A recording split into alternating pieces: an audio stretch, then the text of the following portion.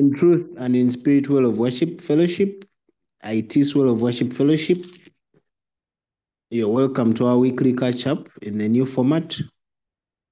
Previously, we would do top stories of the week, but in this new year 2025, we've changed it a little bit. We'll be doing mainly topical issues, what we would like to call social topics. But of course, we'll have some days for the politics as well. Once, maybe twice, depending on how the month goes. Yeah, so that will be the new format. But this time, today in particular, we have a topic about community and society, how it has evolved over the years, how it has changed, how the concept of community now means something totally different. Okay, and the social topic is the evolving neighborhood. And we want to look at community in the modern times. I'm one of those who grew up in a time when I knew 20 neighbors in all directions from where I used to stay. I could name them by name, the head of the household, the children, I mean, in all directions. Would play, we never had wall fences back then, would play across the whole village. Every adult was a parent in one way or another. If they found you doing something wrong, they would actually discipline you. And you wouldn't do anything about it, because then they would also go and tell your parents about it. And they would actually discipline you the more. So society was kind of controlled in that way. Children were children, adults were adults. I like to believe the values were kind of consistent across the board. They are shared values, as in adults believed in the same things. So maybe that's why society is easier. Nowadays, it's kind of different. I'm just looking at the Ugandan context, but of course, we shall look at different contexts as well.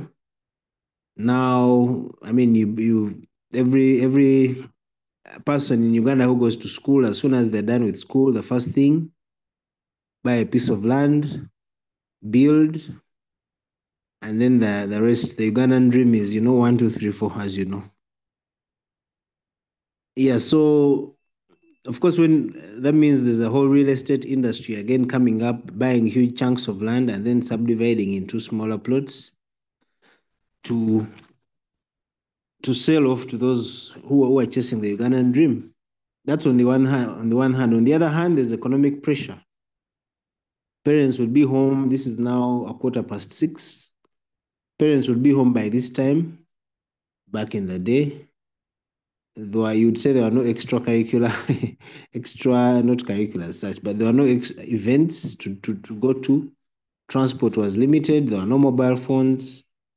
Yeah, so parents somehow came home. At least I remember my parents would come home before sunset, and everybody had to be back by then. We had one radio station, Radio Uganda, where we all used to listen to the news, and then there were these plays on some days. I remember Kadidi and others like that. There was only one TV station, UBC, which used to broadcast from around 6 p.m. to midnight at most. There were no 24-hour channels. So basically, life was simple, you could say. Food was organic. Most homes had gardens, for that matter. We would not buy food in the market. We would only buy things which we couldn't manufacture, like sugar, like oil, and things like that. Fast forward 2025, where we are now. I mean, I could spend, for example, one neighbor, let me talk about myself. One neighbor to the left, I don't speak to him. He's actually the reason I even put up a wall fence on that side, because we're bickering over, small, small boundary here. My neighbor to the back, who is also my brother, I can spend a month without seeing. We're neighbors, meanwhile, just separated by a fence. Okay, so somehow my community seems to be that people will either meet at work or the online community, as we now call it. Basically, society is changing. So, in this social topic, before I go on and on and on, I just want us to explore some of the factors that have led us here. How did we lose it? How did we come to a world where I cannot even allow my children to visit my neighbor or to play with my neighbor's children? I've spoken to so many parents in this holiday season. who are stuck with the children. Children are saying, Daddy, Mommy, we're bored, we're bored. Why? Because they can't go across the neighborhood to play with the fellow kids. In our days, boredom was never heard of. We would just play with every kid we found, like I said, because somehow the value systems were kind of uniform. It was kind of easy. Now, the kids are locked up in a wall fence. They can't play with kids across for various reasons. One, our kids don't even speak our local languages. That's a problem. So even if they went across to play, they would probably not communicate well with those kids. Two, so many absentee parents. Parents are looking for money. So the kids are parenting themselves in a way, meaning they pick and drop, all sorts of mannerisms. Again, if I may use myself as an example, right opposite where I stay, there are some kids who normally gather to play soccer. Being holiday time, they're always there every day. I listen to some of the words they say, and I can't believe these are 10-year-olds, 11-year-olds speaking these kinds of words. So I can't let my kids next to these kids. Or am I just living in a bubble? Anyway, these are some of the issues I want us to discuss. Peter, just let me start with you. You said you're using an i7 with a sound bar and all these things and super fast internet. The concept of community, maybe we should start there. What does community mean? Uh, from Or what should it mean for that matter? From its origin, the word community in the Latin sense shares the common root, the same root with communication. Communis or communis, a Latin word, which means something, which means fellowship. It means sharing, to have something in common, shared. Communis, it shares the same word or the same origin with communication. In that sense, in that culture, because words are cultural, in that sense, there is a sense of, there is a notion of what I shall call shared responsibility. And Pastor White has helped me understand the term responsibility, that the ability to respond, So that sense, so community, before the term community is a geographical term, before it is a geographical term, it is a mental term. It is a psychological term. The ability to feel that sense of sharing responsibility. It could be sharing responsibility on land, because that is what our ancestors understood most.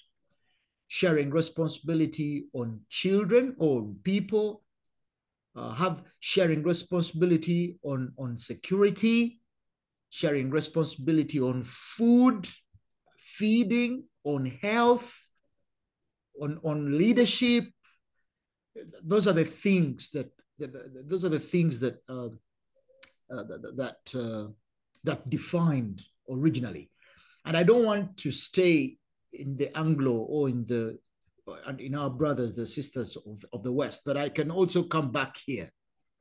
That is how our foreparents understood community, a sense of sharing, a sense of shared responsibility. Now, in our case, where our means, speaking of us here, in our nations here, the Ganda nation, the Rwandan nation, the Ankole nation, the Lugbar nation, and so on, what our sisters and brothers in the West call tribes, our sense of community began with family. And I think until we dare to reconceptualize family, we are bound to hit a dead end. The family, that notion of family has evolved so much that we can hardly we can hardly tear ourselves free from the chains we have gathered around us.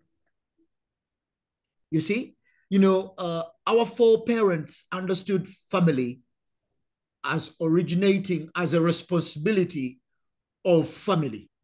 Let me come again. It is a family that grew up to establish another family. It was not an individual task like we do have today, that if I have now to look for somebody to marry, it is to my own devices. It's always to my own devices. It's never the business of my family. So I cannot hazard a guess why our foreparents had prepared it that way. But like I'm saying, my point I'm saying here is, I'm trying to put across that when the notion of family kept on evolving, probably not to the best, but probably to the unfortunate area, even the concept of community was also troubled. And I think it does not matter whether we share language or whether we share culture or not. As long as we had the same concept of family almost across board. Because I grew up in a multilingual society and therefore multinational, or people would call multi-tribal. I grew up with the iTiS or the iTiS. I grew up with the Ankole. I grew up among the Banyarwanda. We grew up in the ghetto here in Chiwatule with all the tribes. And as we speak today, even when we meet, we are still family with these children we grew up with. Why? Because I think the notion of family was understood the same way across board, or to the largest extent, across all linguistic cultures. So, my first point here in my presentation is the evolving meaning, the evolving significance of the notion of family. And because of that, because it is the smallest, it is the nucleus. The family is the nucleus of community. The family is the nucleus of society. It is the nucleus of a nation. It's a nucleus of the whole world. When you get family messed up, then you've got all the rest messed up.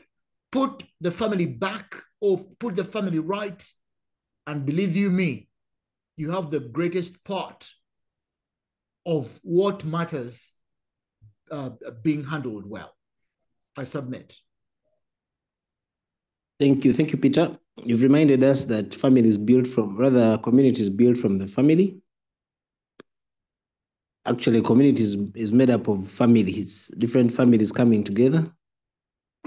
And again, you've reminded us that our forefathers, the gatherers and hunters, came together purely for shared responsibilities, chief among which was security and survival, because staying in your own hut or tree, whatever, individually, meant these wild animals could attack you. But now, coming together, lighting a fire at night and things like that would keep away the wild animals. Remember your SST. So yeah, it was shared responsibility in that sense. It also gives me this feeling that those responsibilities keep changing. And because they keep changing, or even vice versa, since the family keeps evolving, even the responsibilities keep evolving. Pedro, let me come to you now. This thing we call family as a building block of our community. Pedro, are you there? Yes, I'm here. Yeah, this thing we call family as a building block of our community, is it still, I don't want to say relevant, but with the current, changes in technology, in values and things like that, this thing called family seems to be eroding away, or at least in the traditional sense, giving rise to the kind of communities we have now. What do you have to say about that? Me, what I can say, I will start by, we have two kinds of settlement here in Uganda. We have the urban and the rural. Now, the urban setup is mainly for economic purposes. Most people who stay in urban centers, they are there looking for money. And the rural setting is the original default setting, our roots. Now, the neighborhood that we're discussing, which is actually having a major issue, is the urban setting. Because the rural setting, to some extent, it is still, yes, it is still on the original, but it is the urban setting which is changing. Now, in Uganda in particular, our tribes were geographical. We know where the Abachiga come from. We know where the Karamajongs come from. We know where the Karamajongs come from. Their communities were geographical. In fact, those were even kingdoms and chiefdoms until the colonialism changed things. So the setup before urbanization and easier because we're living within our communities, within our tribes, and these tribes, as Peter was trying to is built on clans. As actually surprised Uganda.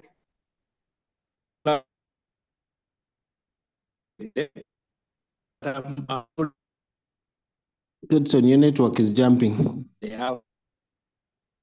Hello? Continue. We can hear you now. So we can I was hear told even in Uganda, clans are geographical.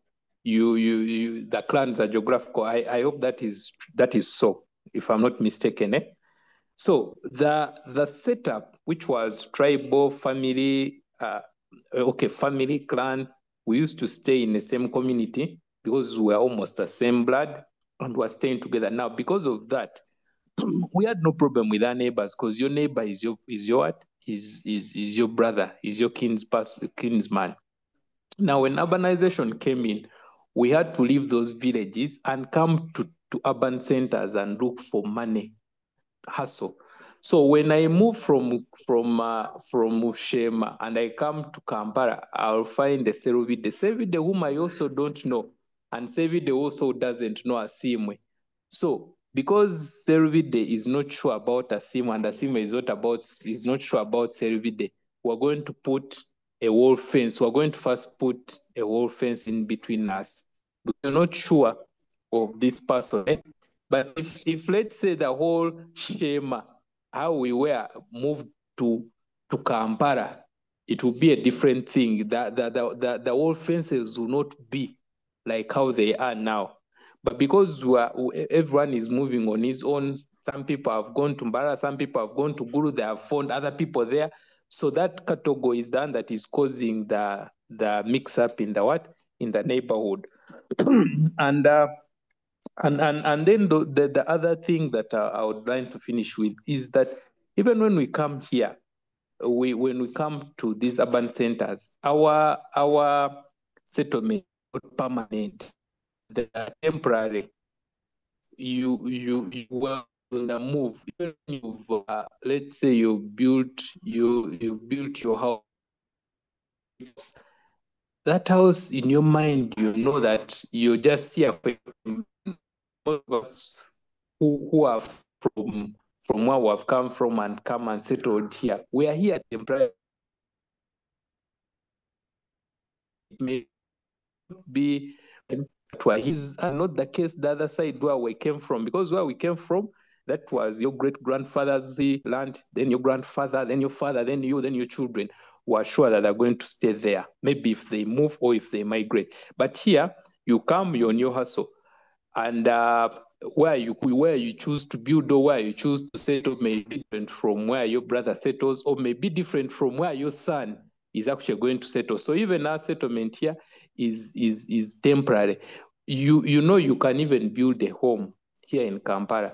When your income changes, you end up building another home to another place. You've been staying in a place for 15 years, but because now you've gotten money, now you advance and go and stay in Nigeria. Then from Nigeria, you stay in Kororo. So even our settlements are also not permanent. So now the moment you move, you've been in a place for 15 years. Now, when you move to a new place, you're meeting new people whom you're also not sure about. So there's also that insecurity. So because of the hustle that we're in, we're not going to settle down, and we'll continue being suspicious of our neighbors. And that's why our neighborhood or our neighbors may not be the actual neighbors, because of one, we are from different tribes, we are from different clans, we are different people. Two, we're always on constant move. We're getting new neighbors each time, and then let me stop there for now. Yeah, thank you. You brought in a very important concept, Benson, of money. It seems to me that before we had all this capitalism, which I'll call money, we seem to settle. People would look after their cows, they'd grow their food, you know. But when colonialism came in, like you said, somehow they introduced this thing called money in its various forms. And many years later, here we are. Isaiah, let me come to you now. Because societies are progressive, their needs, I don't know if their needs are the same or they are not the same, but you'll advise. But what Peter called shared responsibilities, because shared responsibilities keep changing, or because societies keep changing themselves, therefore the shared responsibilities keep changing. Nowadays, it's no longer enough to raise an alarm at night. Your neighbors would not come out. If they did, they would just open their window, pull out their phone, and probably record whatever is happening, but they will not step out, which never used to happen. So, first of all, let's start with the shared values. I want to just go a bit back. Is it true that our shared values have changed over the years, and therefore our community has changed, or is it that our communities have changed and therefore the shared values have changed? I want you to start from there. Yeah, good evening, everyone. I hope you can hear me. Yes, we can hear you. The idea of shared values is indicates that there is a community, something that Professor Seruvide ably explained earlier on in this discussion. You cannot have shared values in a cosmopolitan environment.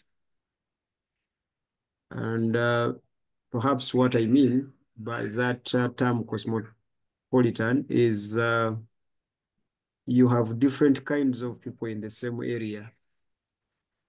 It is difficult to come up with shared values, because for you to conclude on shared values, you just have also to make sure that the interpretation and the determination of what value is common to each and every member of that community, in quotes. So the problem with that concept now known as shared values, the important word in that phrase is not values. The important word is shared. Who are those who are sharing? And why are they sharing? That is the most important element in that whole idea. So in this generation, we use terms loosely, and we end up not realizing our expectations, because we have already gotten the whole thing wrong at the start. So for me, that is the problem. Now, because there is no community as we know it, and there is no neighborhood, because there's a when you said neighborhood 100 years ago, it meant a different thing from what you mean by neighborhood. Today, when you talk about neighborhood, you are talking about houses in the same place. That is what we mean by neighborhood today. But 100 years ago, when you said neighborhood, you were talking about individuals or individual families that belong to, that occupy a particular area. Now those words are very important. I grew up in a place called Chiwatule, and at that young age, even before the age of 10, we knew almost every elderly person with their children and where they live. So your father would just say, Peter, go to Mr. Sengoba and do this. You don't ask where, you don't ask who, Now, that is what is meant by neighborhood. But what we mean by neighborhood today, we are talking about, houses. we are talking about houses. We are talking about an estate. Now, these terms are What very number? important. Yes, yes, we are talking about estates. That's what we're talking about. We are talking about houses. A cluster of houses in a particular area, that is the neighborhood. That's the neighborhood. So moderator, 1, 2, 3 things very quickly. Then I give way for other people to come in. What constituted neighborhood 200 years ago or 100 years ago was the ideology of generosity, the unselfishness and the selfless within the hearts of people. What killed that neighborhood is greed. So we are greed a lot, and greed is not comfortable with neighbors, because then it stops being greedy. And we started killing those neighborhoods. The big blow, or the biggest blow to neighborhood and the spirit of neighborhood, was struck by the development and the civilization of industrialization. You see, today we celebrate industries and factories, we celebrate production, but there has been a cost to that. We have lost our human attributes, or the humanness, if I may come up with a word, what we the Banyarwanda call ubuntu, what has been called ubuntu, that has been lost. And we transacted that human elements with the industrialization. Then industrialization gave birth to a phenomenon called urbanization. Now, neighbors are now likely possible, a slight possibility of a neighborhood is in our country homes back there in the rural areas, in the villages, what we call villages here. Because that's where you go and then find people knowing each other, knowing their neighbor, something like that. But in areas like where we are, the urban areas, the industrial areas, there's nothing like my neighbor and your neighbor. No, when you talk about neighbor, you're discussing either that fence and that house next to yours. That's what you're talking about. Because we all know that people here have neighbors that have been around in the same place for the past 15 years, and you don't know them. Well, you know them by face, because you've crossed paths, but you don't know who they are. You even don't know what they do. So I think that is the problem. So moderator, I think that is the problem. I could go on and on, but we don't have that. That we no longer have that because we transacted that already with the industrialization and the urbanization, because that creates a cosmopolitan region. And by cosmopolitan, I mean you have Anacholi in the same place with the Muchiga, in the same place with the Konzo, in the same place with the Munyarwanda. So they are all in the same place. Now the Munyarwanda has a definition of what value is, and the Acholi has also a definition of what value is. So there's nothing like shared values. Those values cannot be shared because they are not, you see, for you to have shared values, you have to first of all have a consensus on what is value. But Munyarwanda does not agree that what they actually calls value is really value. Now, and they settle together, then everyone minds their own business. That's the problem. So you cannot have neighborhood in a place where everyone is minding their business. You can't, because what we call neighbors are nosy people.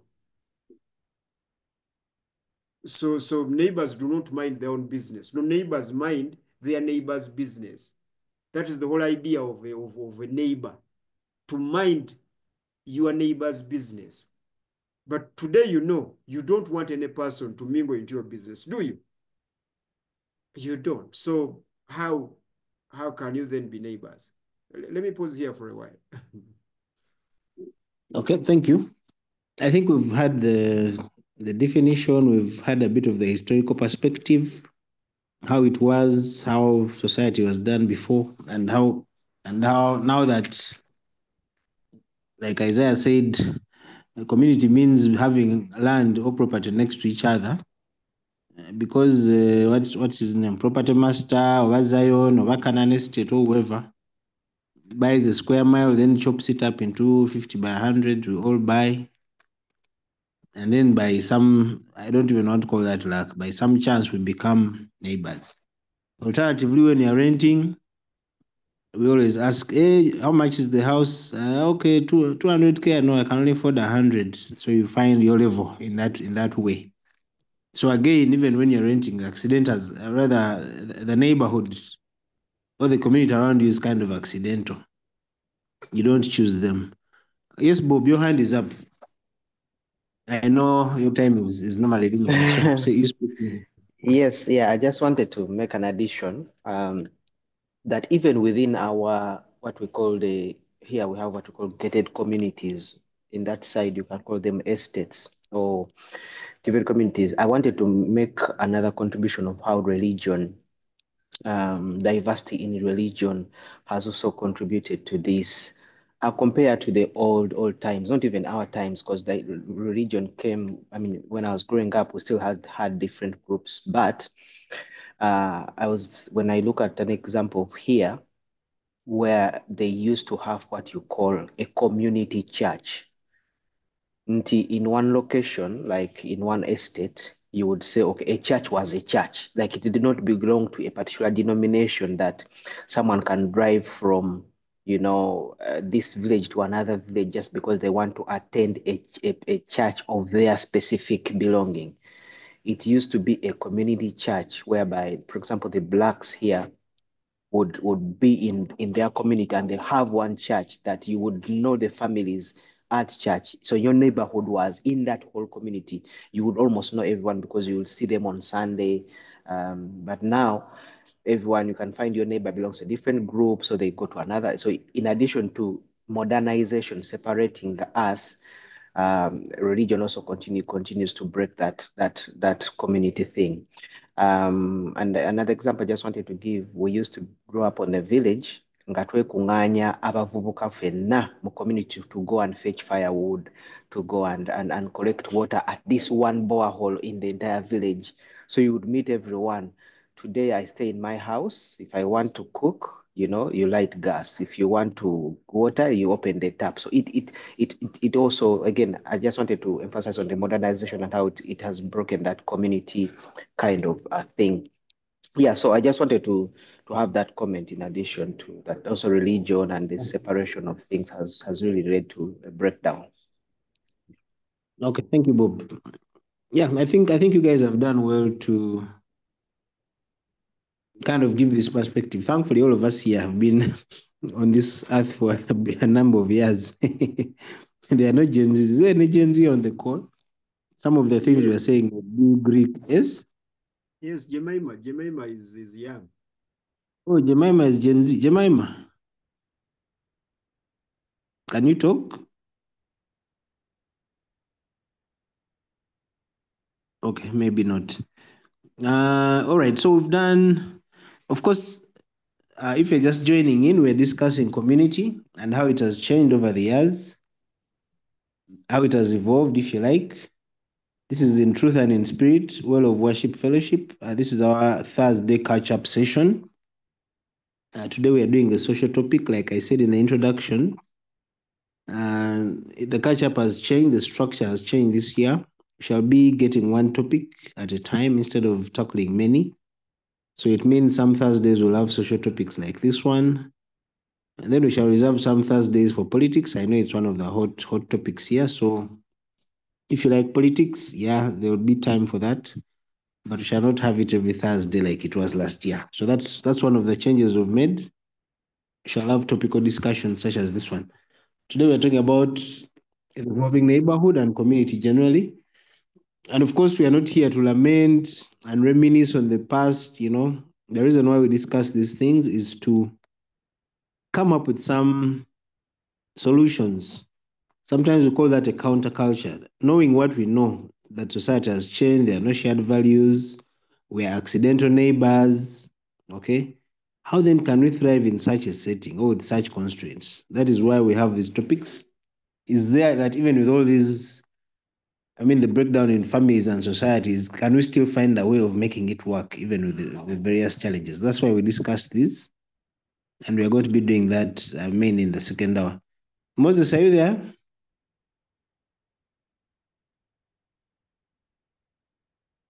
And if you're there, can you talk?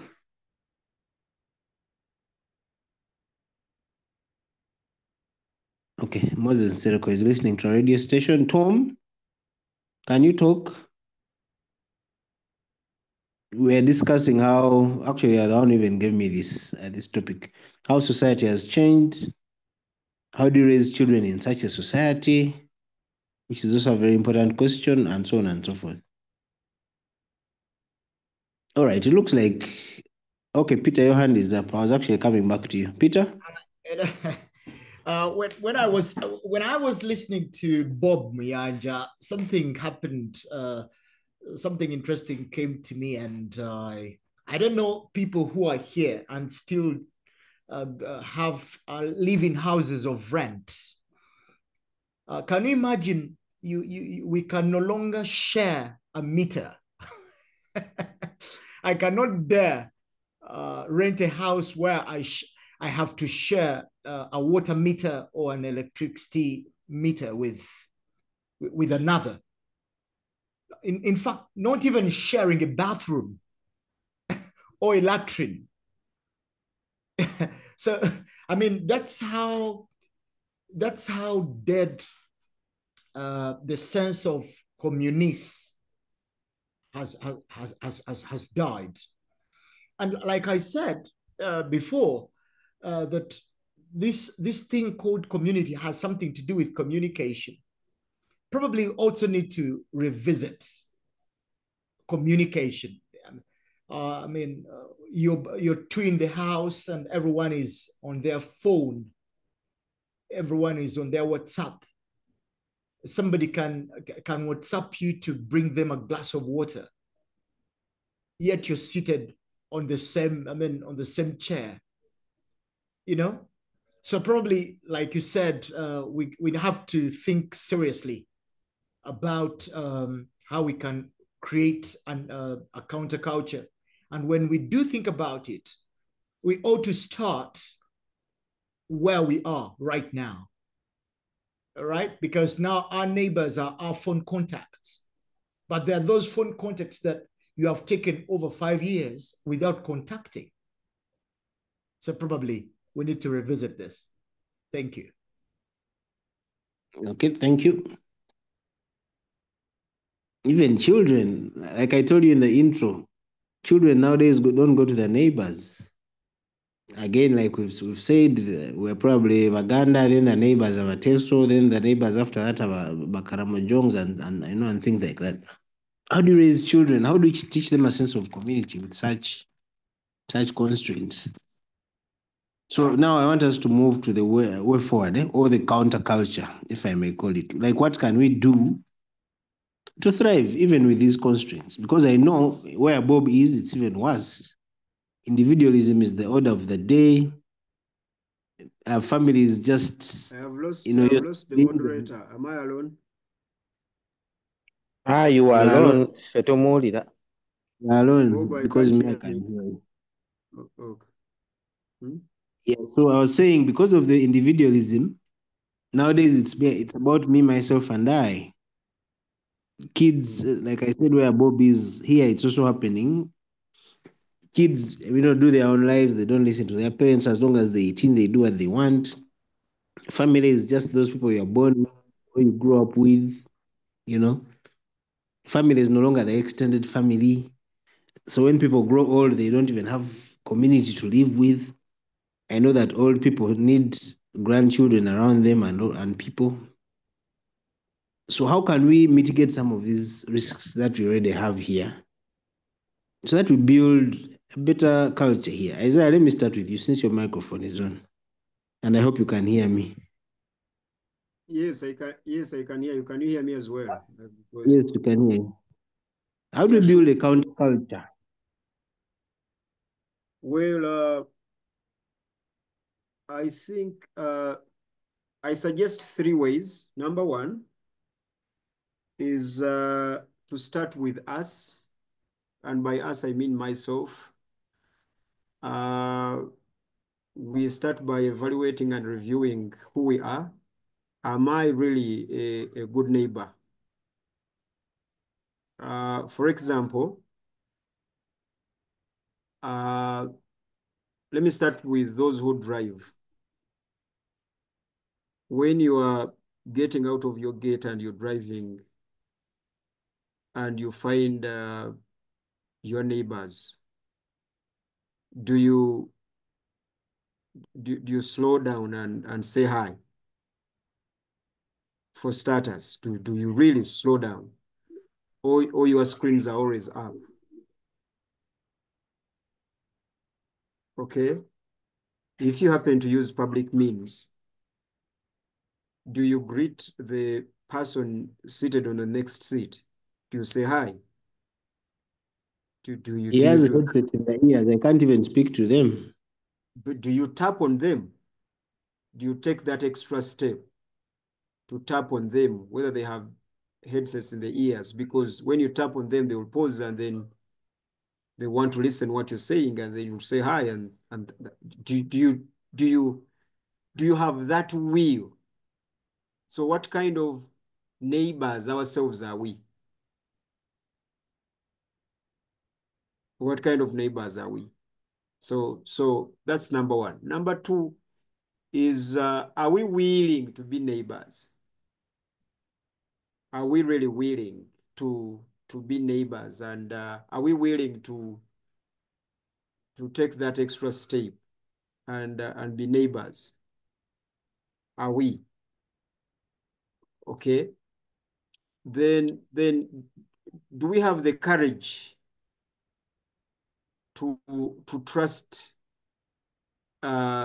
these people? Because you see, we start with ourselves, who we are, then the will to know the people around us, because we must have that will to know the people are around us. If we are to be neighbors, we have no alternative as far as I'm concerned, but to risk and be nosy, to be judged, to be chased away from some doorsteps, but we need to be willing to go to those doorsteps and knock on these gates. We just have to knock on these gates. Hello, I am so and so. I would like to know you. I stay nearby here. My name is this and this. This is my wife. Well, this is our child. We just wanted to let you know that we are here. We are your neighbors. In case you need anything, we need to get to know you. Are we doing that? No. It's because there's no way we are going to be neighbors. Because here's the thing. Sometimes the devil is a liar that I am locked in my house and I'm thinking about my neighbor. And my neighbor is also doing the same. But we don't have the courage. No one has the courage to knock on the other's door. So, moderator, just the way forward on how we can rebuild our neighborhood spirit. We need the courage. We need the courage. Someone has put up their hand. Maybe they want me to pause. Jemima, please unmute and speak. So my question goes to Priest Isaiah. Yes. My question goes to Priest Isaiah. How will we knock on those gates when on those gates but are they called Pande, German Shepherd? In case you come and the dog does not know you're going to bark at you. Like how ogendo kya kugetyo mtu notandika omukokona muzize kweyanjulira. Like what do you want? You see? Exactly. So that's why I called it the will and the courage. Because you need to be courageous. That whether there are barbed wires, there's a security guard, and there is there are dogs. You start with the security guard. You know, some will not even allow you to enter into the gate, but leave the message with the security guard and do a follow-up to find out whether the security guard delivered the message. This is how we are going, because neighborhood can only be forced. Of course, some of these approaches will fail, but some will succeed, because not everyone behind those gates is a bad person, to be honest, I'm telling you. I can tell that by the problems that attack us. When someone loses someone, and then they open their gates wide, and then we enter there, that's how we get to know that these people have always been good people, all nice people, and we didn't even attempt to get to know how good they are, or actually how bad they are. It is rational for us to declare that we have failed after trying than closing ourselves inside these gates without trying. So there must be a will, moderator. We must be willing to know the people around us. That's number one. Number two, we also have to have and develop the courage to attempt these people. Unless we do that, we will just stay in the neighborhood of houses, but without real neighbors, real human neighbors. So we need to start with ourselves. Do I like people really? Let's be honest, because the heart doesn't lie. Do I like people? Do I want those people to meddle into my problems? Myself. If you don't want it, then assume that there are others in the same neighborhood like you. So your neighborhood is as sick as you are. Okay, but if you have you have evaluated yourself and found that, well, I would like someone to meddle into my business, yeah, to a certain extent. We all know any sensible person would know and understand their limits. So let's open our gates. And then after we've evaluated ourselves that we want to be neighbors, then we can now look for those who want to be neighbors. It is not necessarily true that you will be neighbors to all the neighbors around, to all the neighborhood, but you will win some who are like you. And then if you have like 6 neighbors and then you have 2 collaborating ones, then that's a good place to stay. You know now that you can trust, you can have the courage to trust your children when you're not around with a certain house around there, or with a certain Mr. or Mrs. around there. You know your children are there, and they also know that they can trust their children with you. You know, you start a little bit, and then you create that community. Then you start now having those meals. You can have the meals together. It could be lunch, it could be Sunday lunch, it could be dinner some nights. Then you have those conversations. Then get to know. Then you have built a community within a friendly community within an unfriendly community, and that is for your survival, ladies and gentlemen. Because I can assure you, moderator, and those listening to me, technology cannot, has not, will never replace human beings. Did anyone watch the deep fake documentary on Zeteo? They actually even reviewed it on Al Jazeera recently. We built this AI thing, and we have already, before it even stays here for 20 years, we have started fighting it because it has already started messing us up. And yet we're the one who built this. So, and I've seen restaurants in the Western worlds where they are using robots. That is wrong. What we call problems, okay? Like the waiter is going to insult you, etc. The waiter is going to be sluggish, etc. That is what it means to be human beings. The problems that we get from other fellow human beings, that is what sociology is about. So remind us of our humanness. Yes, that reminds us of our humanness. When you go to a restaurant and a waitress or a waiter pisses you off and you go back home angry, that is what it means being human. Because you also piss off someone out there. And then the next day you come back, that waitress or waiter apologizes, then you become best friends, yet we started weird. That is who we are. But what we're doing now is replacing human beings with phones, with computers, with technology.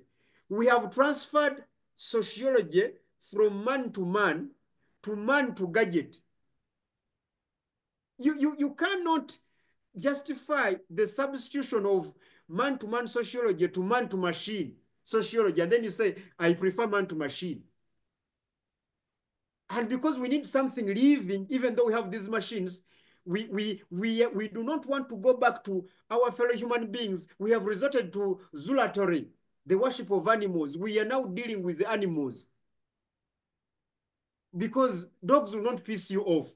Because when they piss you off, you will dispose them off. Children disturb, so we can't have children. Why? Because they disturb. And we forget that when they disturb us, they give us life in that disturbance. They are giving you life. The disturbance is actually life. It is life. The problems we get from our wives, our husbands, our relatives, our neighbors, those problems that we are dealing with, it is an ecosystem of our thriving. That is how we thrive. That is how we live. We don't get life from this machine. We get life from the shenanigans, the drama from our fellow human beings. That's why we get life. We are fighting stress, but I can assure you that stress is part of your living. It is part of this is how we live. We wake up every morning to solve problems that have been caused by our fellow human beings. But now we are entertaining a generation and a world where machines are solving everything. We don't want any problem. And we don't want to deal with any problem. We want the machines to deal with all our problems. And then after, what will we be doing? You tell me. If AI is doing everything and is doing the thinking for you, why are you carrying your head? What is your head for? Because AI is writing for you, AI is cooking for you, AI is thinking for you, AI is bathing you. AI has even provided a wife. A wife who does not quarrel, who doesn't get angry. So this is how we have killed our sociology. We have transferred our sociology, the man-to-man sociology, to man-to-machine sociology, and now we no longer have a society. We have social media. So I think that is the problem. So we need to have to review ourselves. We need to be willing to get to know our the people in our communities, and then we need the courage to trust that we can coexist with these people as we get to along and get to know them. Thank you, moderator. Thank you. Basically, you have to risk something. Eh? Yes. You have to risk to be the annoying neighbor who's always checking on people. Mm. We have to open our gates. Like you've said, And there are sometimes we lose people, and then that's the only time our gate opens. And people peep inside our compass, like, "Eh, these people have a good. You have that?" hey, That's when they an come annoying, and. moderator, an annoying neighbor can be a very good research paper for Professor Serubid at the university. How to deal with an annoying neighbor. Exactly. Yeah. So Bob, you want to come in again? Yeah, for me, I just wanted to come with, I mean, I completely agree with Isaiah, and I just wanted to come in with examples. You know, it's always good to share personal experiences. The first time I moved in an apartment in Uganda, was there along, I think it was Busabara Road. There's some apartments there along Entebbe Road as you go to Busabara, where I stayed. It was a flat, and we were on, I think, on the third floor. But immediately we moved in. I mean, we even didn't have a kid then. We had just gotten married, come into this apartment with my wife. The next day, you know, we were locked. Then we had someone knock on our door, like, and you know, ategedde nti tubeera wano, you know. So, and then when I opened the door, there was this guy in a kanzu. Ayambadde bulungi ekkanzu ye ng'akutte akawagu k'amenvu, you know. This guy is called Walukaga. Some of you may even know him. He's a lawyer. He's a lawyer around town. So he was my immediate neighbor, the opposite door on that apartment block, on that flat. So he knocks, he introduces himself, Sebo, nze bampita mwami Walukaga. You know, he introduced himself. Nze neighbor The wo courage, wano. the will. Nze neighbor wo wano. Sebo, mbalaye mwasenguse mwaze wano jjo naye njagadde nzije. Ne Angela, and I you know, I get to know you. Who are you? Where are you from? And you know, in the end, I realized he's a lawyer. So you know how lawyers have these questions and da da da da da. But it was a courageous or a personal initiative. And I will never forget that guy. We became actually friends, even when I left. Right now, we've taken long without communicating. But he became part of our family, kind of.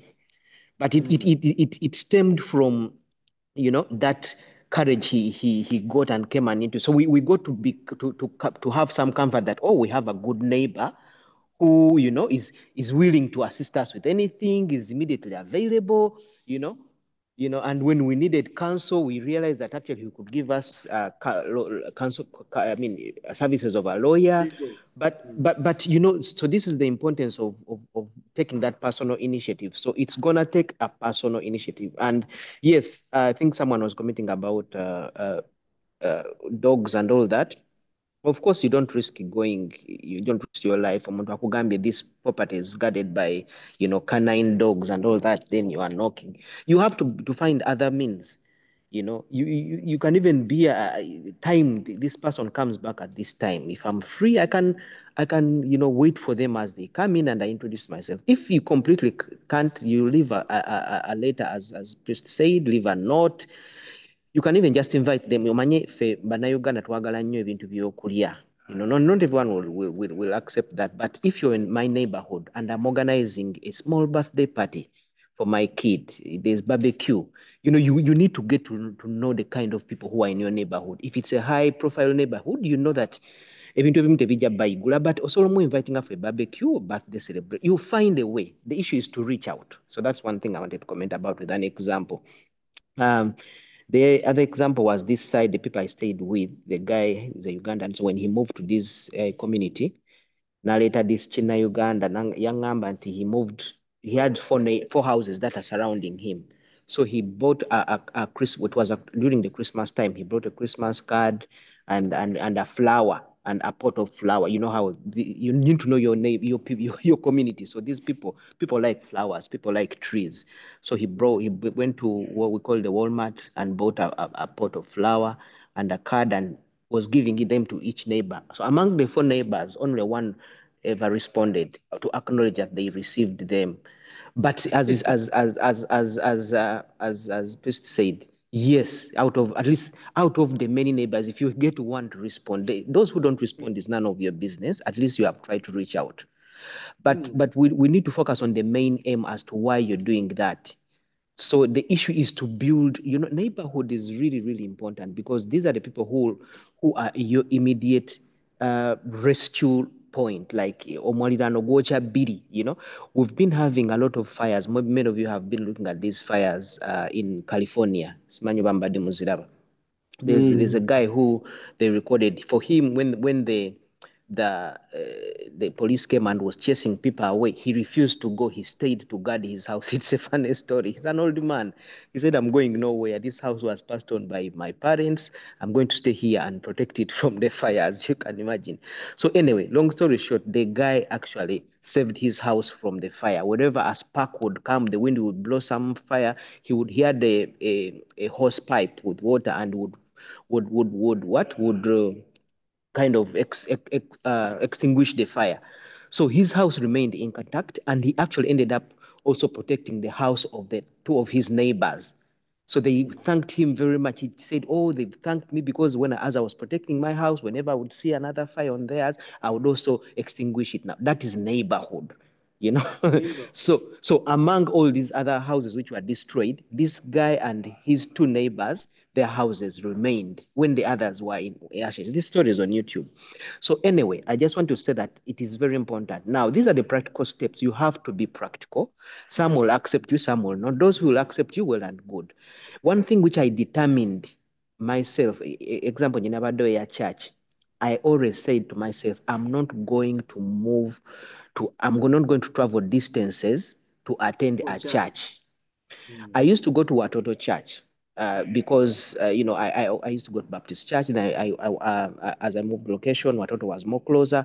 Now, when I moved to Ndeje, where my home is now in Uganda, the closest, the Watoto Ruboa was just across. I would walk maybe 10 minutes. But I had developed connections with Watoto downtown, which is in Kampala, where the vibe was. Yeah. But I said no. There's a Watoto in my neighborhood. Why should I travel across to go to the Watoto in that side? When the Watoto here in my neighborhood, I could find my neighbors actually who attend the same church, and we can connect. So you find someone, I don't know if you are an Adventist, if you are whoever, you're staying in Entebbe and you're saying, Nze nsabirako center. And you drive your car from Entebbe to Adventist center because you're saying this is where you feel comfortable with. But there are Adventists or people in your faith who are in your neighborhood who go to a local church that is just 2 or 3 minutes away from your home, who you can actually connect with and make more meaningful relationships. If you're sick, omuntu gw'osaba naye e Kampala okumukubira mbwa, the immediate person who is close by will be the one who will make more sense to rescue you. Anyway, these are just examples that I'm saying practically. We need to have to make practical moves. If there's no probably church in your area which you belong to, maybe you may end up starting one. These are just examples I'm giving that we can do practically Fellowship.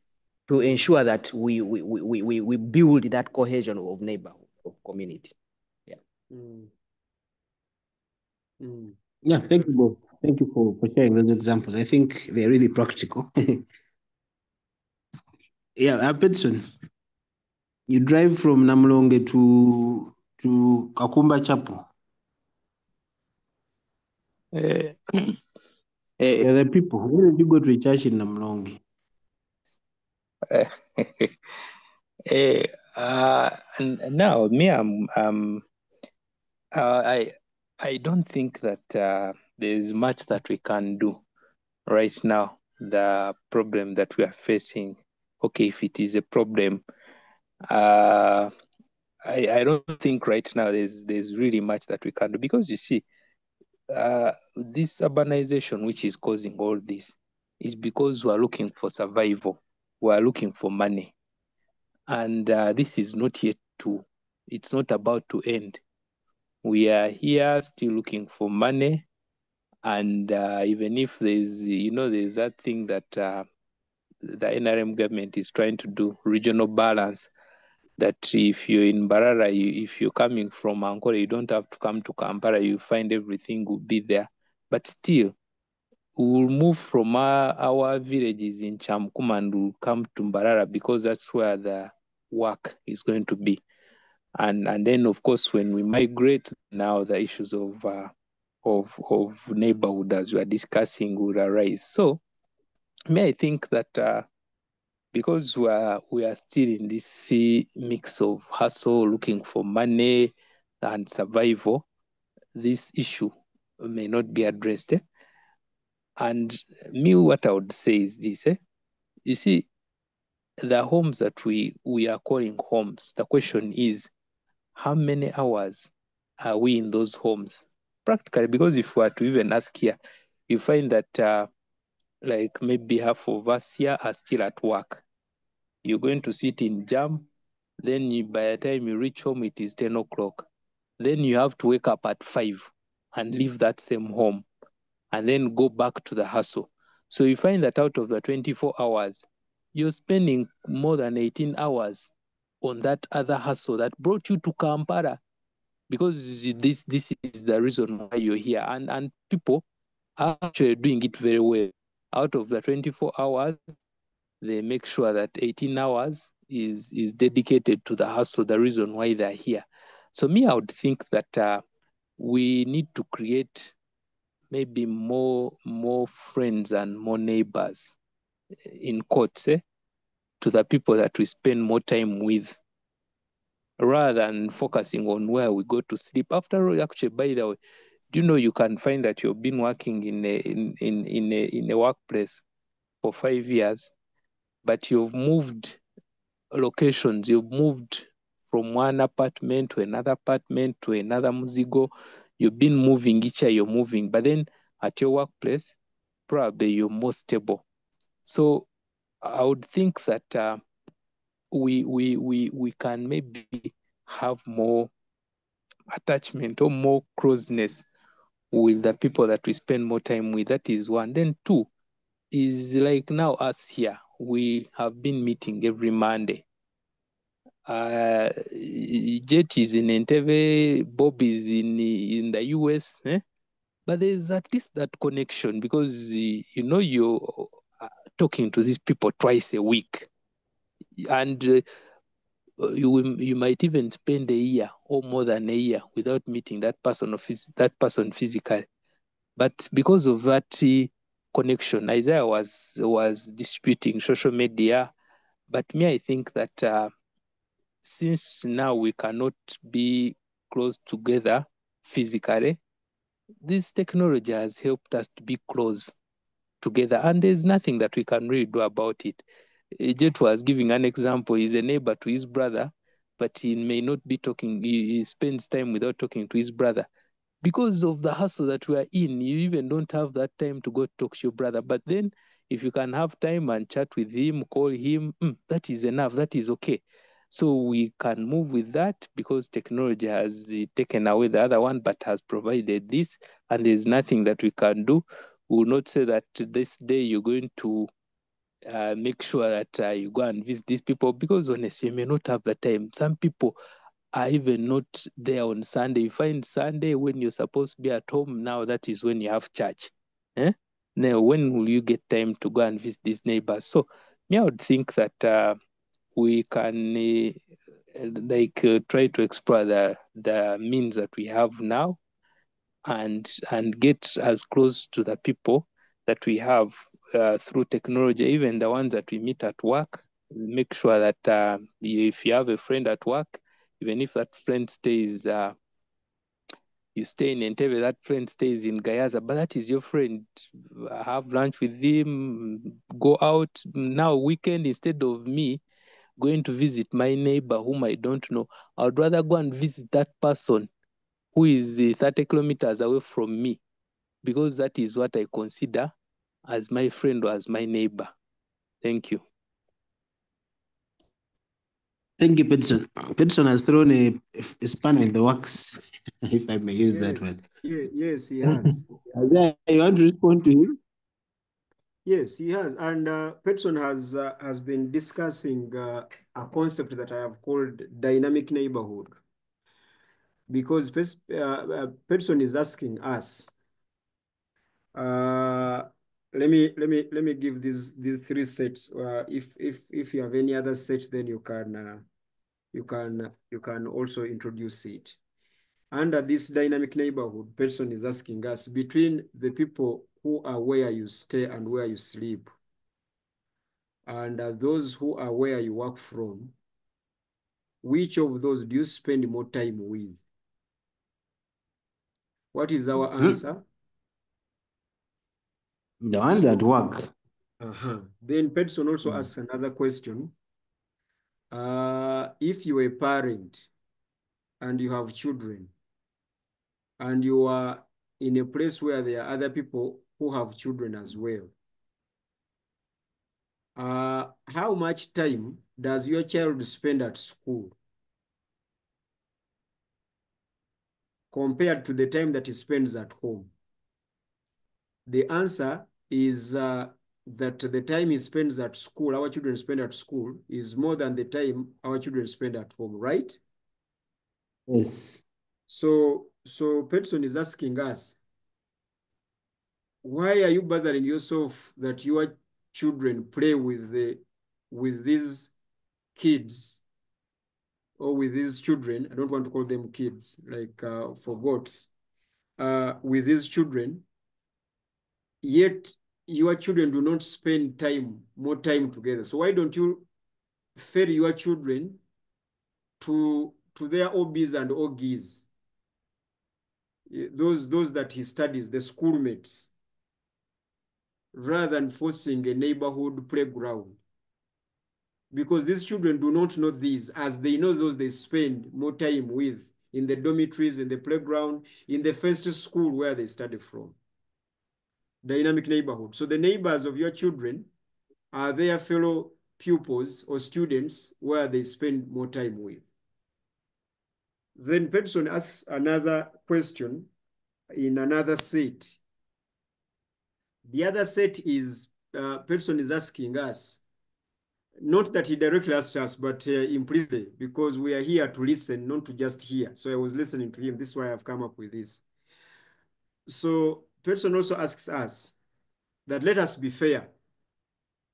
All of us here have family members and we have church members. True or false? True. Good. So Peterson is asking us, now between your family members and church members, or if you're Muslim, mosque members, which of those people do you spend more time with in a month? The church member. The answer to most of us will be the church members, isn't it? Yes. So Peterson now challenges us. Don't you think that your neighbors are the church members, are not your family members? Are not your family. So why don't you just spend more time? Why don't you just concentrate on these people that you spend time with than the rest? Now, the problem with this concept developed by Peterson and Simon, this Zoom, which I've termed the dynamic neighborhood, is it will take some hours for your neighbor in 30 kilometers to reach you in case you have any issue than your neighbor in 10 meters. If you turned the guy in 10 meters a neighbor. And person saying that we are, can we achieve that? Is that achievable? Because person is an accountant. He thinks in figures and realities and facts. But that's where we hinted upon when we said that we need to intend. We need to use our time wisely. We need to review how we use our time. We need to stop these excuses of we are busy. We need to make time because time is made. No one has time. We can only make it. Time is a product that is manufactured by those who are reasonable and rational in thinking. So we need to make time to get to know the people next door. Because perhaps my neighbor is an abuser, is a pedophile. But because I haven't made time to investigate and get to know, I am going to be the next victim. Some people move into environments and neighborhoods after they have made research and they're just targeting. That's why they have come there. But if we are negligent about this fact and we don't want to know and we have no time to that and we are too busy for that and we are depending on security guards, barbed wires, umbwakari, we are going to be the next victim. So, and it doesn't hurt having neighbors at work and having neighbors at home. Does it hurt? It is only costly. And we are a generation of lazy people. We don't want to invest time. We don't want to risk. We don't want to invest resources. We don't. Because I can tell you, turning someone into a friend, there is a cost, a very high cost. I have been with Peter Serubide, with Peterson, with Enoch, with Ariong, with Jethro for a very long time now. But I can assure you, we have invested, haven't we? Isaiah, sorry, Yeah, can I? yeah, Yeah, I just wanted to also, when I was still in Deji, that side where I stay, my yes, neighbor lady started a small kiosk, you know, this small kiosk. Atekamu sabuni, natekamu enyanya. And I told my wife, stop buying enyanya and sabuni from Kampala. yes. Buy this lady enyanya ze bwe zibe yadde mbi You buli buy lwanga tusobola here. ozikozesa buyinga enyanya za neighbon omuti gwa sabuni yadde agwongeddemu 10 omuti gwa sabuni oguli wano gwe gumu n'oguli wali.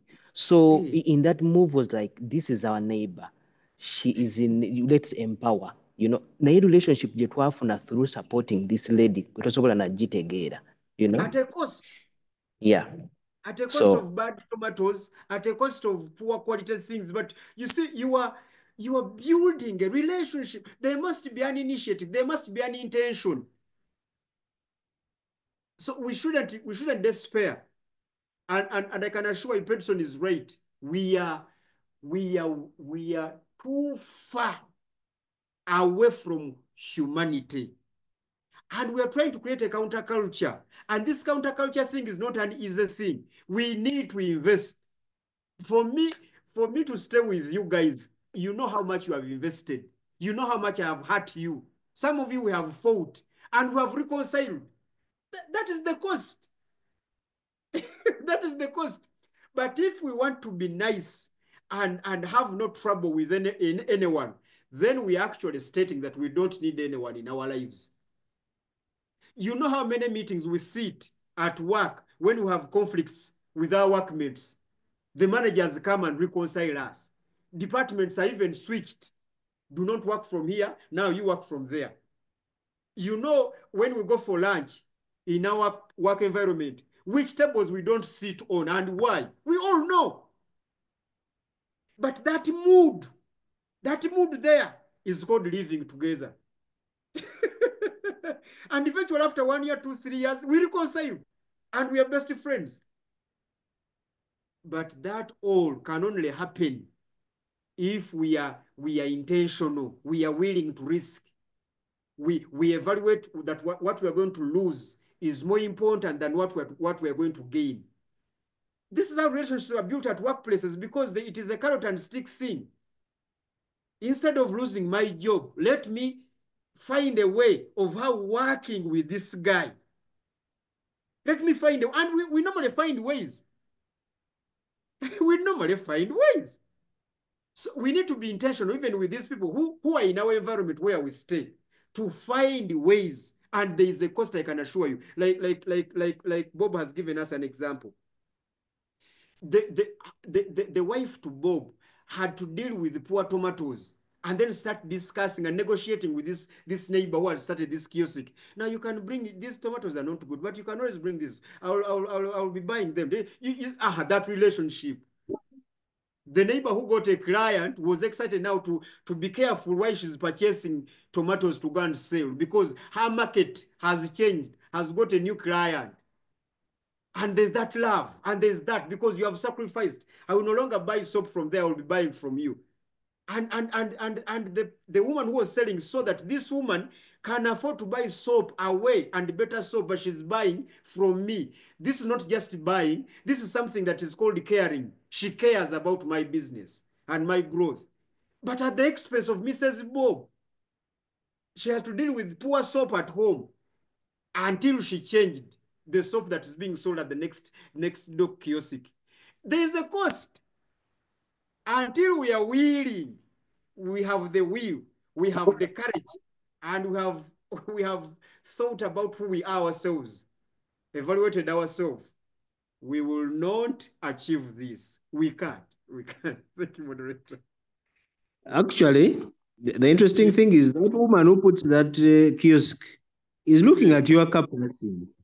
It's like, this neighbor of mine has a car. Where does he buy tomatoes? Maybe if I put tomatoes here, he will come and buy from me. And then you just So pray you see how your neighbor also Pascal. has in mind as they are putting their kiosk.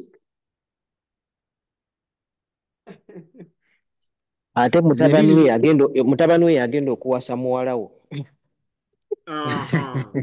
Hey. But the son to that lady might even call your daughter. Yes. What's still, that son, because you're not buying the lady's tomatoes, this is not to justify, but they might be broke and the guy will jump over your fence and rob your TV. Because you didn't buy tomatoes of 2,000. They don't care, because you don't care after all. Because you don't care about them. Yeah, so let me hear. Tom, are you there? You've been quiet. Hello. Yes. What do you have to say Hello. about this? Yes.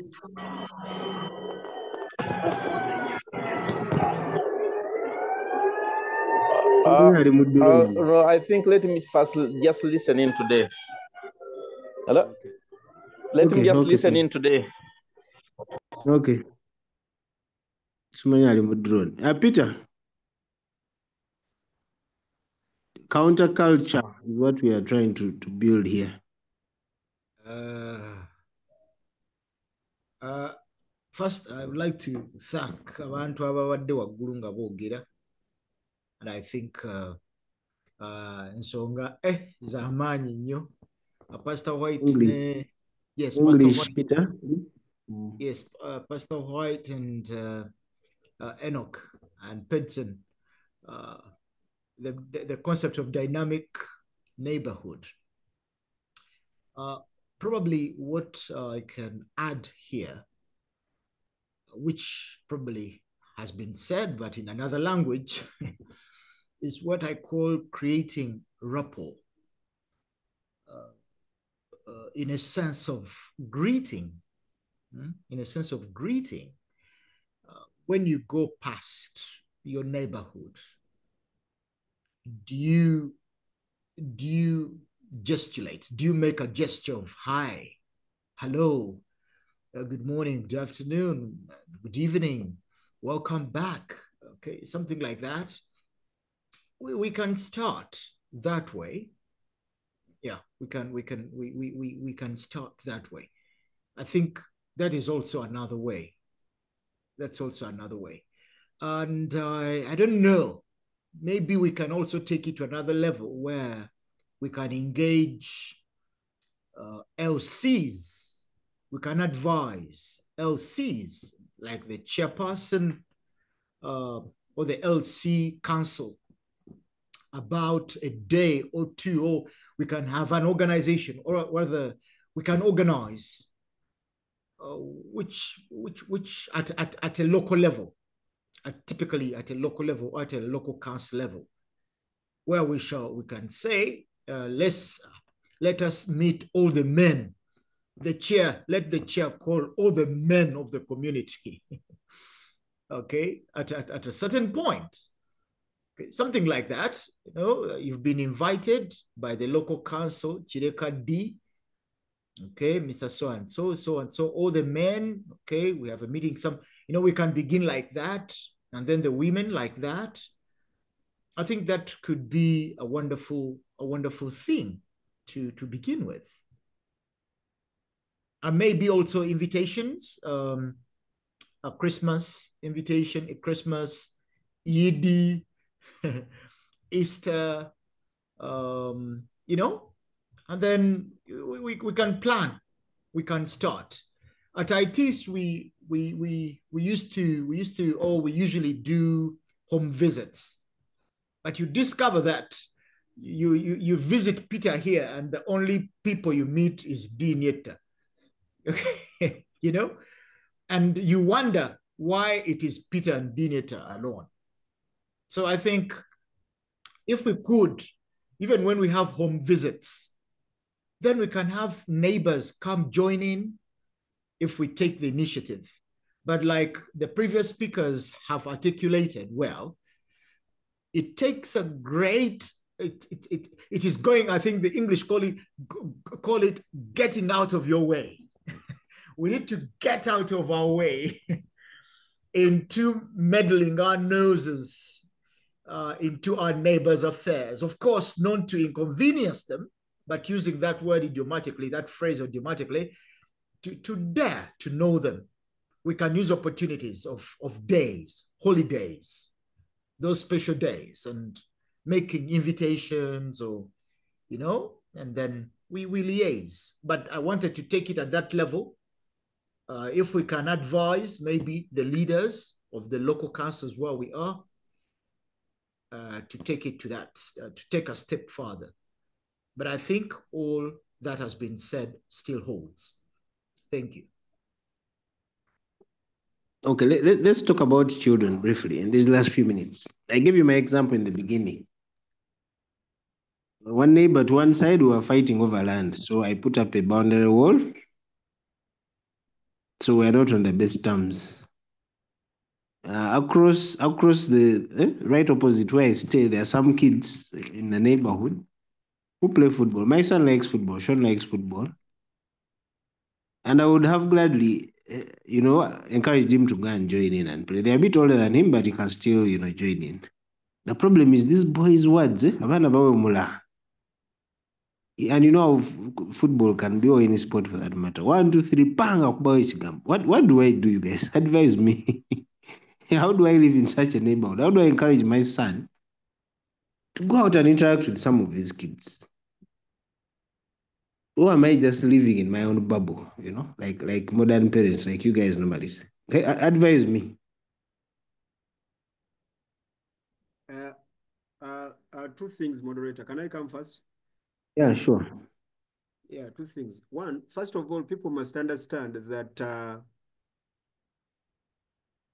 it is not your fault for a failed relationship unless you are guilty of anything in that failure of that relationship.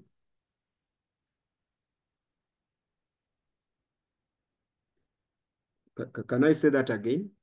Come again.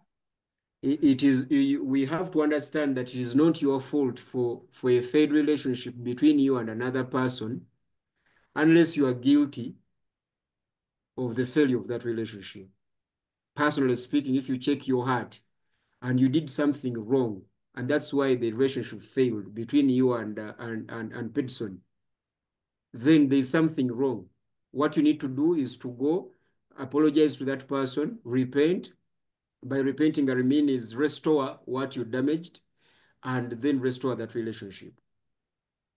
But in the event that you are not the wrong party in that failed relationship, no spirit, no demon should guilt trip you to consider yourself a bad neighbor because you put up a fence to protect yourself from danger. And I think, moderator, this is something that we are not even handled. And I need to take this opportunity to address it. Yes. Yes. We must make sure that we apply fences where they are needed and build bridges where they are needed. Very important. Yes, we must, because that's the proper relationship of neighbor. The knowledge, the intelligence to know when to build a bridge and when to build and raise a fence, a wall, and the justified reasons for either structure, be it a bridge or a wall.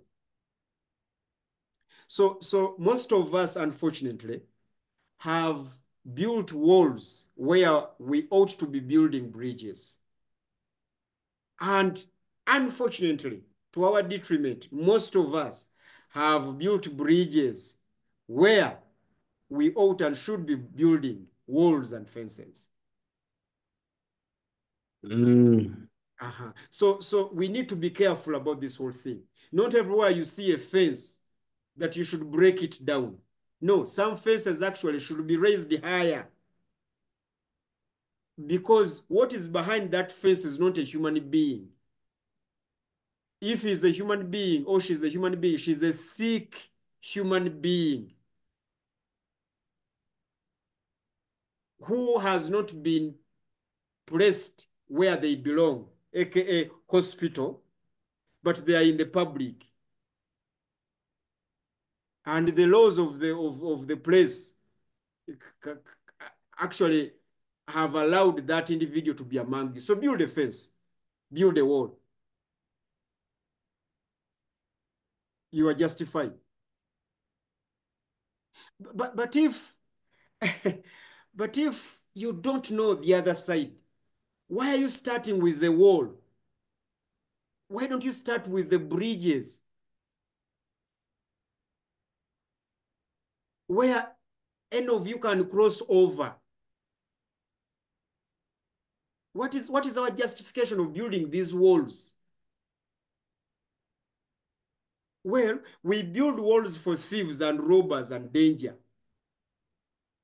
But how dangerous is your neighbor? Do you even know? So I mentioned this, moderator, because I picked it from your experience. You and your neighbor were fighting for a piece of land. The question to me, because you are the one on this call, are you sure you didn't steal his land? I'm 100% sure. I actually gave up some of my land to build the wall. Then that wall is justified. Because I know it bothers you that you built a wall somehow. It should stop bothering you that you built a wall. In fact, by building a wall, you protected the brother from himself.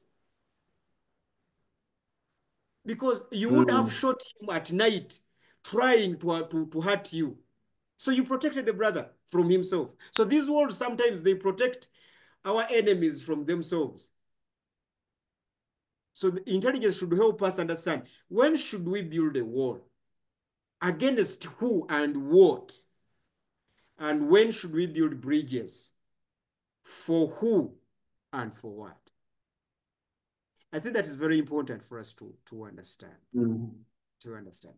Then on the issue of children, as you may know, all of you, I'm a very radical parent, and I am not allowed to advise parents who are conventional. Like the American. First of all, how old is your son? He's 10 years old. Is 10 years old. Now, for me, I would, first of all,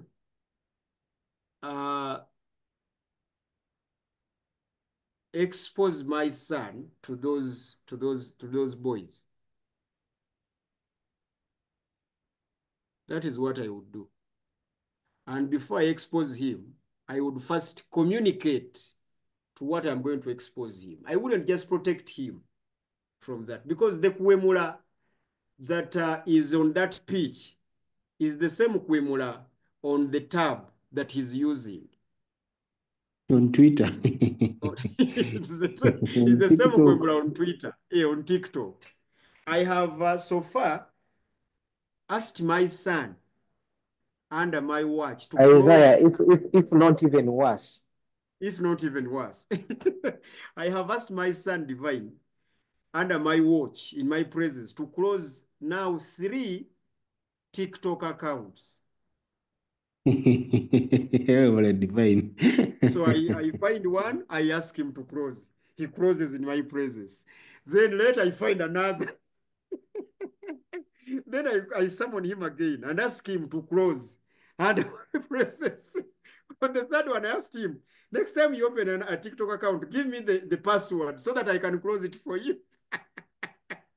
Of course, I wasn't serious. I knew he couldn't give me his password. But we closed that one. Guess what? Recently, there's another one that I've seen. Now he's not with me, he's with his grandmother. Now I need to meet, we have a meeting to talk about now TikTok. Because so nobody can stop reggae, in other words. So as far as modern parenting is concerned, we should stop blocking the flowing and gushing river and start directing it. So what you need, you just need a meeting with Sean and tell him that, well, I am exposing to a community which has a language. Which language is not right 100%, and you don't have to adapt. I have taken you to that pitch to influence, not to be influenced. Then you talk about influencing. You talk about that. I don't want to hear you sounding like those you play with. Because really, Peterson, we know our workmates. Do we behave like all our workmates? No. No, but we know that some of them have unwarranted behavior. So we have to train our children how to coexist with evil, because you cannot protect your children from evil. Evil is inside your house. The Kwemula is in your house. Just through. It is not on that pitch where you're protecting your son not to go. The Kwemula is here. Actually, Musumba, Yeah. the only way Jethro or any parent can know that this is Kwemula is because they know what Kwemula is. And Kwemula, so what I wanted, that's my input, just that. So you just need to talk to your son about that obscenity and what you don't want to see, and it is not about do's and don'ts, it's about agreeing and making sure that he understands what is wrong from what is right, and then he makes that choice. Okay. And then after that, after he has gone and played with them for 2 days, then you ask him, how do you find them? How are they? How do they play? How do they talk? What do they think?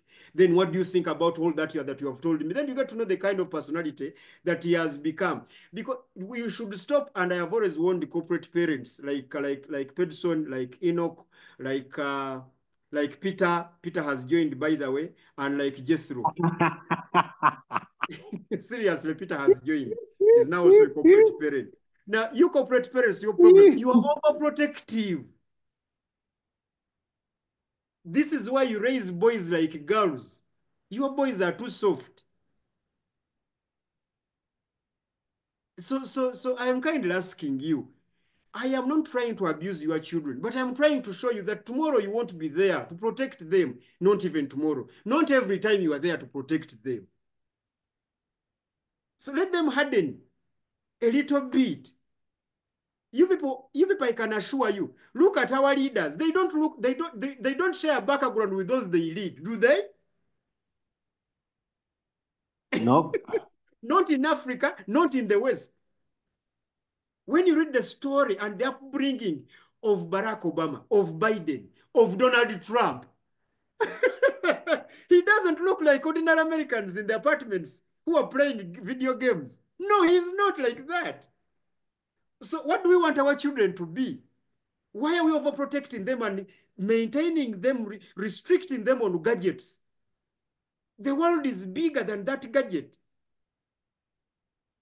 So instead of blocking a gushing river, evil is everywhere. Let us direct these human beings into this world. So I have decided after closing 3 TikTok accounts, now I am going to negotiate. Isaiah, I know there was a Katchup, the topic we had the other time of social, you remember? I'm glad you have had a change of eyes on the way you look at things. Now you are Social joining our media. side. Hey, you remember? It was like, how? I don't remember the particular perspective, but you see, I've grown, and there's only one business that a parent keeps growing. That is the business of parenting. You keep growing because you are dealing with a human being, not an animal. So I now have to sit on the table and we negotiate TikTok. We are going to negotiate TikTok, and this time I'm not going to talk about closing TikTok because blocking, block has now the senior boy now has outgrown that. I can't block forever. We are now going to discuss content. That's what we are going to discuss. So basically that is what I thought, and this is how we can create this whole thing. Because I can assure you, if Sean enters there and influences one boy out of Kwemura, only one boy, amen, amen.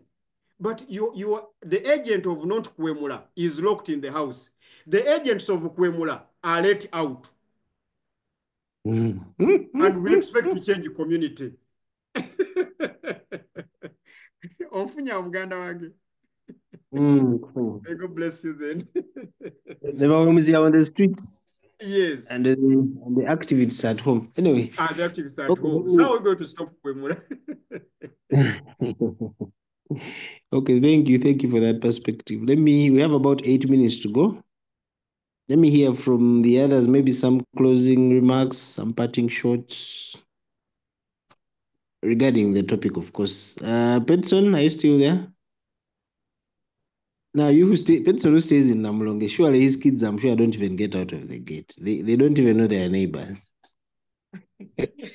Hey, now me on the children's side, I'm on the side of protecting. I'm on the side of protecting until they are corporate parent. That's what you know. yeah, until they have a certain, because now for us that's how we grew up. For us, we grew up in a sort of a cage, and we are here.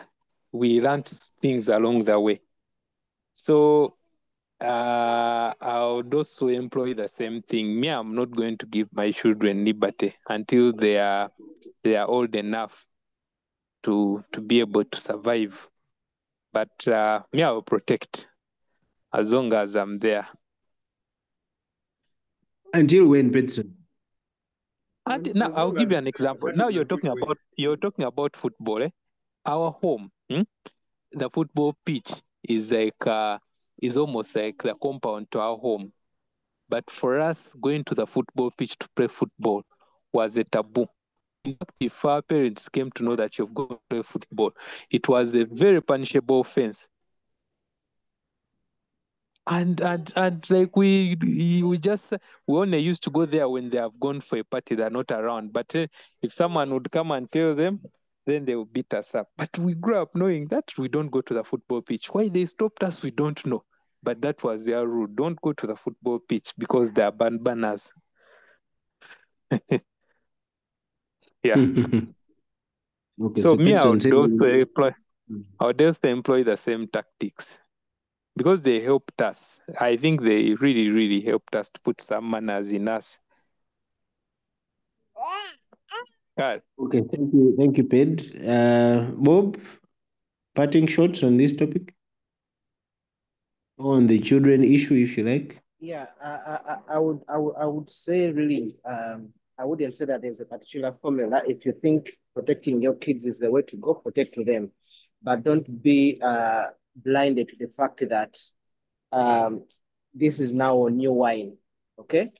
You grew up in a strict environment. There was no internet then. You know, don't, again, as I said before, don't try to put new wine in old wine skins. If you are to protect, there is still, you need to be aware of the current circumstances and how you're going to do that protection. For example, if you allow your kid, just as I was saying, now we are going to talk about it. You have to employ all tactics. If there's any blocking app you can use for them not to go on certain websites, use it. At the same time, talk, discuss good content. Do what you can, but at the same time, allowing this kid to thrive in the new modern environment. So if you think you better take your kid to a soccer academy, if you can afford to take your kid to a soccer academy and you think the neighborhood kataka is fragile for them, please take them to a soccer academy and they interact with the kids in the soccer academy where there's maybe better language, if you can afford. If you cannot, yes, if you cannot afford that, but you still want the kid to have that talent, that desire of playing soccer taken care of, let them play in the neighborhood, cushion them such that they are protected. They know. Sometimes it can go beyond you because we are always influenced by the people we are with. Isaiah said that maybe the good thing may influence the bad thing, but it's also possible that the bad thing can influence the good thing. So you have to be careful even as you make that move. Do you believe that the counseling you've given to these 10-year-old or 11-year-olds will be strong enough to protect them in that environment? Or you want to once in a while, actually, not to have an eye over them, but just watch them as they play also. Once in a while, join them. Also play soccer with them, such that you're there and silently you let go of them in an environment where you think now they are okay to go. So it's kind of combining what Pedersen is saying with the liberty that we are also talking about. Do not throw one guard off and completely say, figuring out. No, because they are kids, they are likely to be also influenced by the negative forces. And whatever you're telling them may go off from this ear and may enter from this ear and get out from the other ear. So apply the knowledge you have, but knowing that in this environment, there are factors that may influence your kid, but you are the good parent, you are the guiding force to guide them and give them advice that will let them through this, this fragile environment and they still get what they want. Okay, thank you, Bob. Peter, Hello? the corporate parent. Welcome to the corporate parenting class, Peter. New member. New signing. Let Sean Musoke go play football and do not warn him against obscene words. Only that. Let him make a mistake of uttering such a word in your hearing and let blood ooze out of his brain. Corporate parenting, that was. New member. New signing, that was. Edson, you need to orient the new member. Orient the new You get any report. Get any report from either village or at church or anywhere that he has uttered an obscene word. And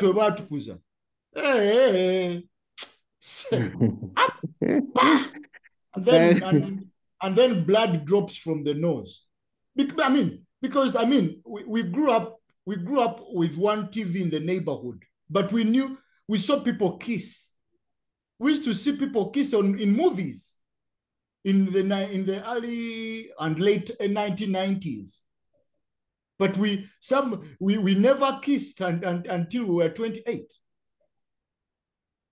Hey, we knew what sex or sexual intercourse were. We grew in the neighborhoods where we had boys, boys or youthful young men who used to use condoms. But we first had sex at 28, 29. Hey. Thank you, Petero. You let him go play football and let him dare utter any obscene word. You just let hell get loose on him. Hey. Okay, thank you, Peter. We've run out of time. Thank you, gentlemen and lady Jemima, for joining the first weekly catch up of the year, rather. We'll do this again next Thursday with a different topic. Being end of month, maybe we'll throw in some politics. I'll let you know as always. Thank you for joining. Have a good one. I'll see you next time. See you on Monday for the Q&A. Bye. Thank you. God bless you all.